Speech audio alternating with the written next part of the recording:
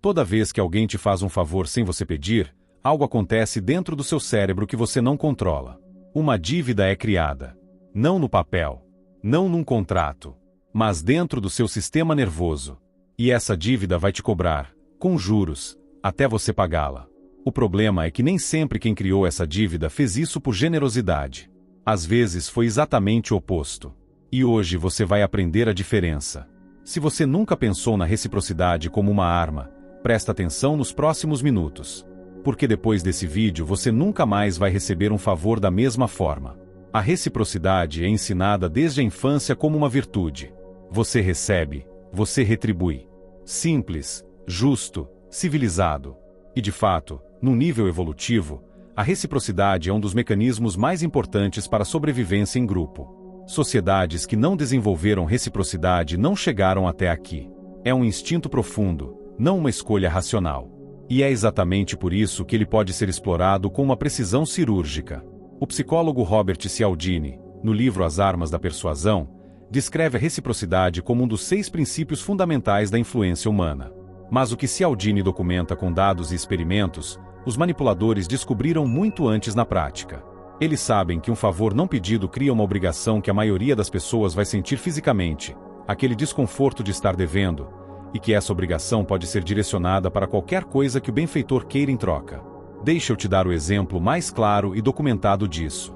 Num experimento clássico citado por Cialdini, um pesquisador chamado Dennis Hagan pediu a participantes que avaliassem pinturas. Durante a sessão, um cúmplice do pesquisador saía da sala e voltava trazendo uma Coca-Cola para o participante sem que ninguém pedisse.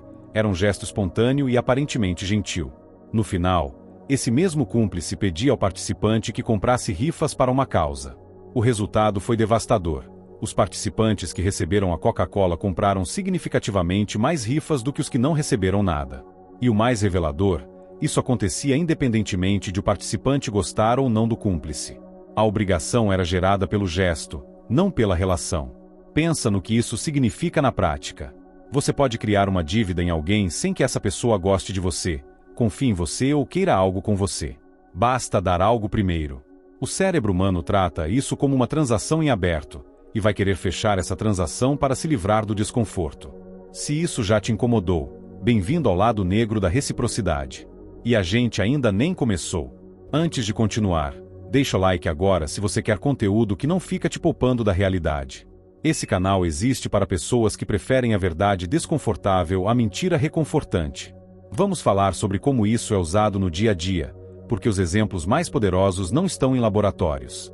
Estão nas relações que você tem agora. Estão no ambiente de trabalho, nas amizades, nos relacionamentos afetivos, nas negociações. E a maioria das pessoas está do lado errado dessa equação sem perceber. No ambiente corporativo, a reciprocidade forçada é uma das ferramentas mais usadas por líderes manipuladores. Funciona assim: o chefe te faz um favor visível, te defende numa reunião, te dá um elogio público, te oferece uma flexibilidade pontual. Isso cria uma dívida. E quando chega a hora de pedir algo irrazoável, uma entrega impossível, um fim de semana de trabalho, uma concessão que só te prejudica, a dívida é cobrada. E você paga. Porque seu sistema nervoso diz que você deve.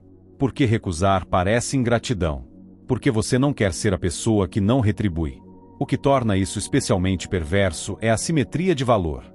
O favor original, um elogio, uma palavra de apoio, uma pequena flexibilidade, custa quase nada para quem dá. O que é cobrado em troca? Seu tempo, sua energia, sua saúde, suas fronteiras, vale muito mais. Mas o cérebro não faz essa conta de forma racional no momento da cobrança. Ele só sente a dívida e quer quitá-la. Isso acontece nas amizades de forma ainda mais insidiosa, porque a amizade já carrega uma expectativa emocional que potencializa tudo. A pessoa que sempre está disponível quando você precisa, que sempre faz mais do que deveria, que nunca deixa você esquecer o quanto ela já fez por você, essa pessoa pode genuinamente ser generosa. Mas também pode estar construindo um capital de obrigação que vai usar no momento que mais te incomoda. O teste é simples e brutal. Quando essa pessoa finalmente te pede algo em troca, e você diz não, o que acontece? Se ela aceita o não com maturidade, provavelmente era generosidade genuína. Se ela usa o catálogo de favores passados como argumento, você está lidando com reciprocidade estratégica. E agora você sabe a diferença. Nos relacionamentos afetivos, O lado negro da reciprocidade assume formas que são difíceis de nomear sem parecer paranoia, mas são reais e documentadas.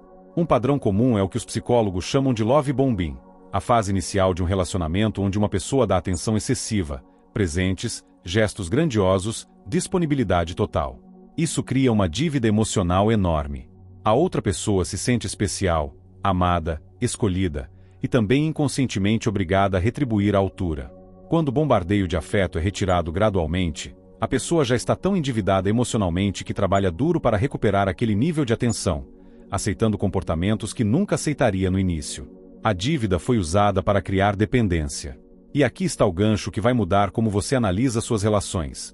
A reciprocidade manipuladora quase sempre vem acompanhada de uma narrativa de sacrifício. O manipulador não apenas faz o favor. Ele faz questão de que você saiba o quanto custou para ele. O quanto ele abriu mão.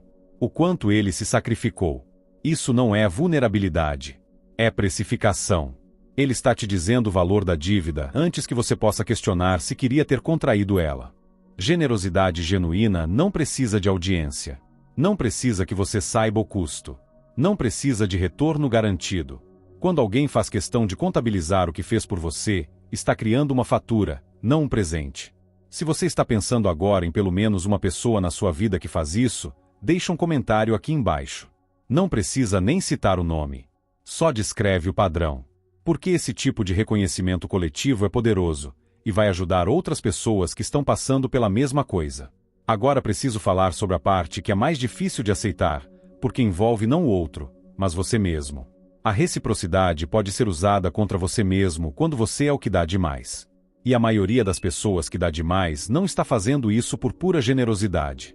Está fazendo por ansiedade social, porque inconscientemente acredita que se der o suficiente, vai garantir a permanência, o afeto, a aprovação. Está usando a reciprocidade como um mecanismo de controle disfarçado de generosidade. Isso é doloroso de ouvir, mas é necessário.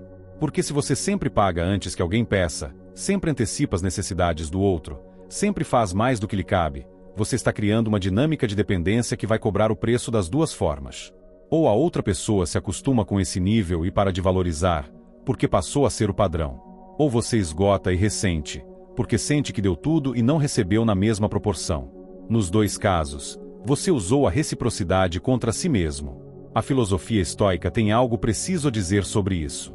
Marco Aurélio escreveu em suas meditações que a virtude da generosidade não exige reciprocidade, e que esperar retorno transforma um ato virtuoso num negócio. O problema é que a maioria das pessoas não dá sem esperar retorno. Dá exatamente porque espera retorno. Só não é honesta consigo mesma sobre isso. E essa desonestidade interna é o que cria ressentimento quando o retorno não vem. A consciência que libera é simples e dura. Você não pode comprar lealdade, amor ou presença com favores.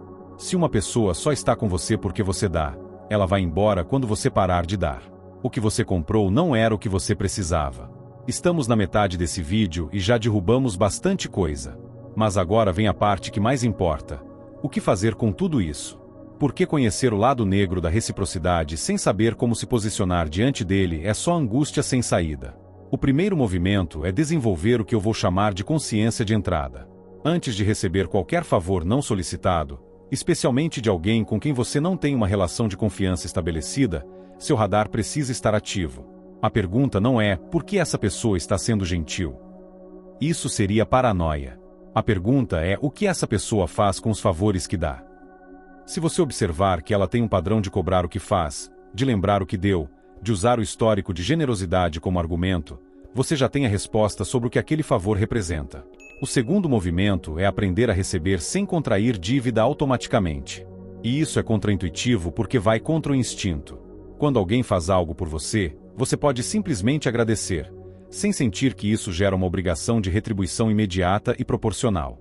A retribuição pode vir naturalmente, no tempo certo, de uma forma que faça sentido para você. Você não é obrigado a pagar uma fatura que não pediu para receber. Isso não é ingratidão. É autonomia. O terceiro movimento é o mais difícil e é sobre como você mesmo usa a reciprocidade. A pergunta honesta que você precisa se fazer antes de fazer um favor é: eu estaria confortável se essa pessoa nunca retribuísse isso? Se a resposta for não, não faça.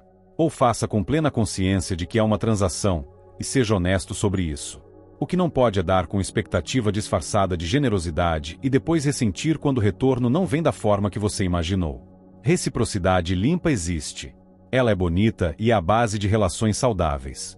Mas ela é mútua, espontânea, não contabilizada e não cobrada.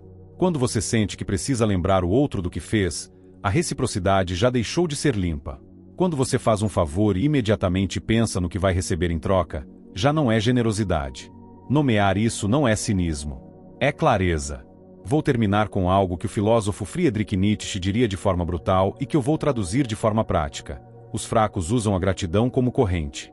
E os que permitem isso constroem a própria prisão. A saída não é se tornar alguém que não recebe ajuda, que não confia, que não se relaciona. A saída é desenvolver a capacidade de distinguir o que é dado livremente do que é dado como investimento, e de agir de acordo com essa distinção. Você não deve nada a quem nunca te perguntou se você queria receber. Você não deve nada a quem faz questão de te lembrar do que fez. Você não deve nada a quem usa generosidade como moeda de controle. E você deve muito, a si mesmo, a honestidade de parar de comprar relações com favores que esgotam quem você é. Se esse vídeo mudou alguma coisa na forma como você enxerga suas relações, comenta aqui uma palavra que define o que você sentiu assistindo. Só uma palavra. Quero ver o que esse conteúdo provoca nas pessoas. E se você chegou até aqui, você é exatamente o tipo de pessoa que esse canal quer alcançar. Então se inscreve agora para não perder o que vem pela frente. Agora clique no vídeo sugerido que aparece aí na sua tela e assista o próximo vídeo que já está disponível aqui no canal. O tema continua nessa linha. Psicologia real, sem filtro, sem romantização. Te vejo lá.